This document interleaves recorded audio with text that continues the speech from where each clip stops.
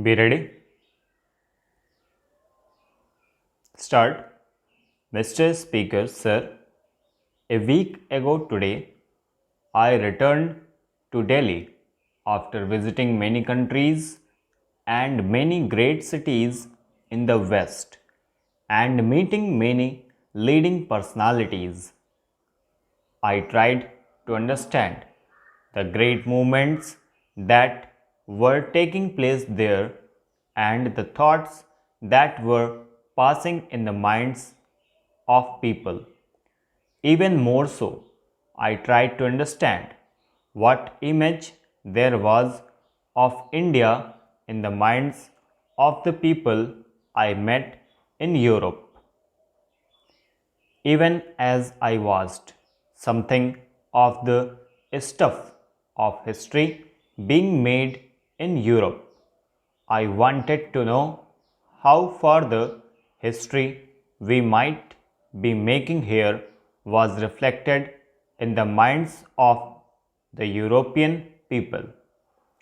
I found they were greatly interested in what was happening in India because they felt it was something very significant, something that would not only change India but affects other countries and continents. From that distance, I thought of our work here, of the great problems that face us, and the responsibility of this Parliament in making the history of India. Another thought that struck me as I traveled from country to country was how the old frontiers gradually had less and less meaning.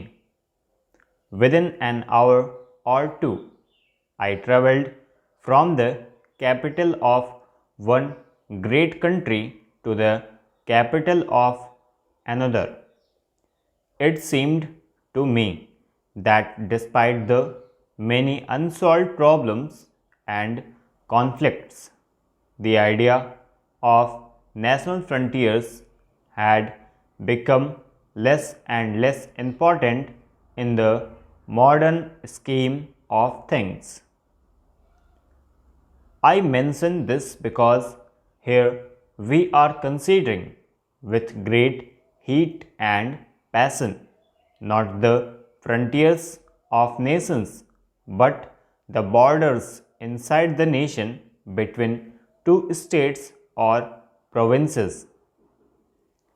If the frontiers of nations have become relatively less important than they were, and if in the course of a few years they may almost be ignored for many matters, how much less important are these problems of state boundaries which we are considering?